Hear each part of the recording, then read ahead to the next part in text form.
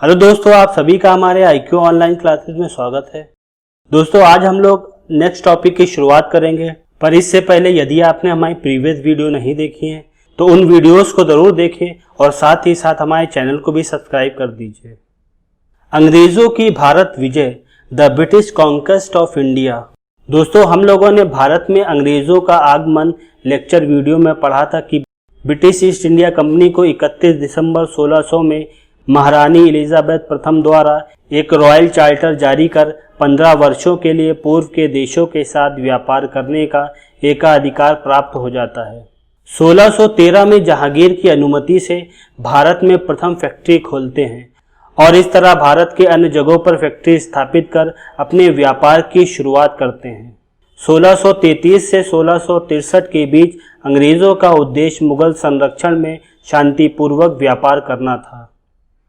वहीं 1683 से 1685 के बीच अंग्रेज व्यापारी स्थानीय शक्तियों के साथ विवादों और अन्य यूरोप शक्तियों के साथ आपसी झगड़ों में व्यस्त हो गए। 17वीं शताब्दी के उत्तरार्ध में अनेक कारणों से ईस्ट इंडिया कंपनी की नीतियों में परिवर्तन आया। अब वह सिर्फ एक व्यापारिक संस्था भर न रहकर भारतीय राजनीति में दिलचस्पी लेकर अपने राजनीतिक विस्तार को बढ़ाने में लग गई। प्रारंभ में व्यापारिक एकाधिकार प्राप्त करने के उद्देश्य से यूरोपीय कंपनी जैसे पुर्तगाली, डच, ब्रिटिश और फ्रेंच के बीच चतुर्भुजी संघर्ष शुरू हुआ, जिसमें अंग्रेजों को सफलता मिली। इस चतुर्भुजी संघर्ष में सफल होने के बाद अंग्रेजों ने भारतीय राज्यों जैसे बंगाल, मैसूर, मराठा एवं सिख आदि को जीतना प्रारंभ किया। अब प्रश्न यह है कि इन भारतीय राज्यों का उदय कैसे हुआ। हम लोग जरा उसको जान लेते हैं। नवीन राज्यों का उदय, the rise of new states. 1707 ईस्वी में मुगल सम्राट औरंगजेब की मृत्यु के बाद उत्तर मुगल काल में मुगल बादशाह मात्र प्रतीकात्मक सिंबॉलिक रूप में रह गए और उनकी सत्ता की बागडोर ईरानी, तुरानी गुट और हिंदुस्तानी मूल के अमीर सैयद बंधुओं के पास आ गई। 18वीं शताब्दी के शुरुआत में ही मुगल साम्राज्य का पतन तेजी से होने लगा और मुगल साम्राज्य के इन अवशेषों पर अनेक नवीन राज्यों का सृजन हुआ और ये राज्य थे बंगाल, अवध, मराठा, हैदराबाद, मैसूर, कर्नाटक, राजपूत, जाट, रोहेलखंड, सिख आदि। और इस तरह मुगल साम्राज्य के कमजोर होने पर इन नवीन राज्यों का उदय हुआ। ब्रिटिश ईस्ट इंडिया कंपनी द्वारा एक एक कर इन राज्यों को जीतकर ब्रिटिश राज्य में शामिल किया गया और इस तरह से भारत में ब्रिटिश साम्राज्य का विकास किया गया। 1855 ईस्वी तक यह क्रम निरंतर चलता रहा, किंतु 1857 की क्रांति के बाद भारतीय उपमहाद्वीप से संबंधित समस्त अधिकार ब्रिटिश ईस्ट इंडिया कंपनी से ब्रिटिश सरकार द्वारा ले लिए गए और 1858 ईस्वी के एक्ट द्वारा अंग्रेज भारत की सर्वोच्च शक्ति बनकर उभरे। फ्रांसीसियों को पराजित करने के बाद अंग्रेजों ने उत्तर भारत की ओर बढ़ना प्रारंभ किया और सर्वप्रथम बंगाल पर अपना अधिकार करने का प्रयास किया। पर अंग्रेज बंगाल पर अपना अधिकार करना क्यों चाहते थे? इस समय अगर हम लोग नक्शे में बंगाल को देखें तो उसमें आधुनिक पश्चिम बंगाल, पूरा बांग्लादेश, बिहार और उड़ीसा शामिल थे। मुगल काल में भारत के सभी सूबों में से बंगाल सबसे ज्यादा महत्वपूर्ण सूबा हुआ करता था, क्योंकि मुगलों को सबसे ज्यादा राजस्व यहीं से प्राप्त होता था। उसका कारण यह है कि बंगाल भौगोलिक, ज्योग्राफिकल व आर्थिक, इकोनॉमिकल रूप से बहुत ही मजबूत राज्य था।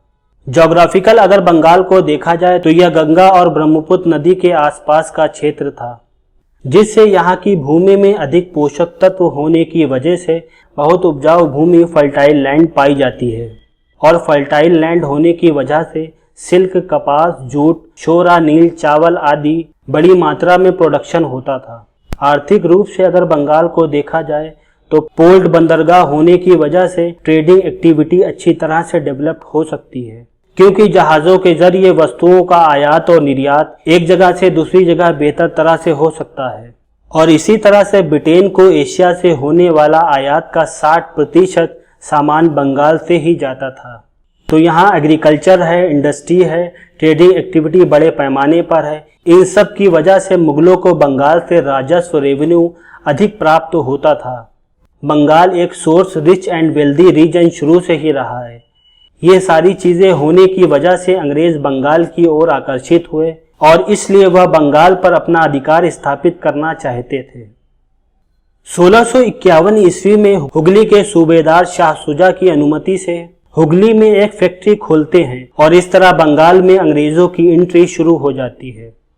और इसके बाद 1698 ईस्वी में सूबेदार अजीमुशान द्वारा कंपनी को सूतानाती, कालीकाता तथा गोविंदपुर की जमींदारी दे दी जाती है। यहाँ पर कंपनी की हैसियत एक व्यापारिक कंपनी से जागीरदार में बदल गई।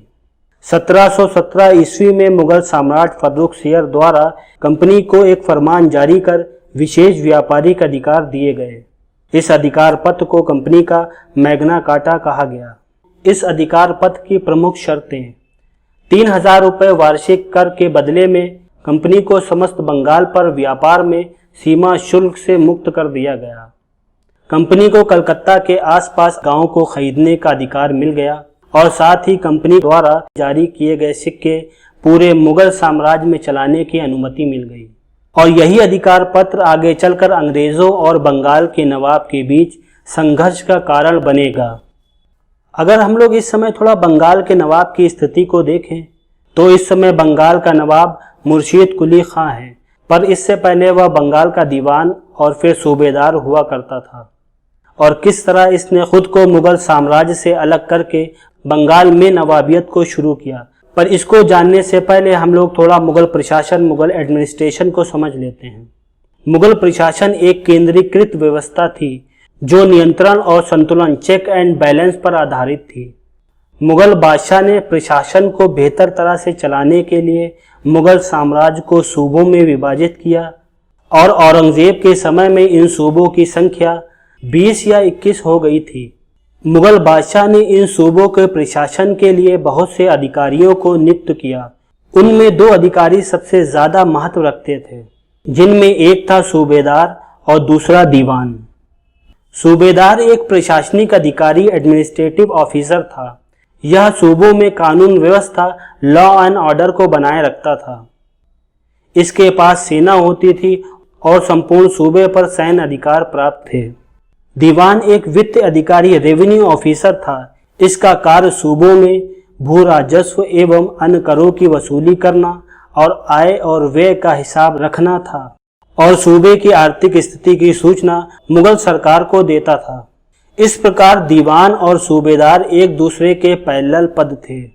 सूबेदार के पास सैन्य शक्ति थी तो वित्त शक्ति नहीं, वहीं दीवान के पास वित्त शक्ति थी तो सैन्य शक्ति नहीं। और यह दोनों मुगल बादशाह के प्रति उत्तरदायी रिस्पॉन्सिबल थे। अगर केंद्र में कोई योग्य और मजबूत बादशाह बैठा है तो प्रांतों में इनके विद्रोह करने की संभावना कम थी, क्योंकि दोनों ही अधिकारी एक दूसरे पर नियंत्रण रखते थे। यदि केंद्र में कमजोर या अयोग्य बादशाह बैठा है या प्रांतों में इन अधिकारियों में से किसी एक के पास वित्त और प्रशासनिक दोनों शक्तियां हैं, तो इनके विद्रोह करने की संभावना बढ़ सकती है और खुद को केंद्र सत्ता से अलग करके स्वतंत्र राज्य घोषित कर सकते हैं। और ऐसा ही मुर्शीद कुली खां ने भी किया। 1700 ईस्वी में केंद्र में मुगल सम्राट औरंगजेब है और इस समय बंगाल का सूबेदार अजीमुशान जो औरंगजेब का पोता है और दीवान मुर्शीद कुली खां थे।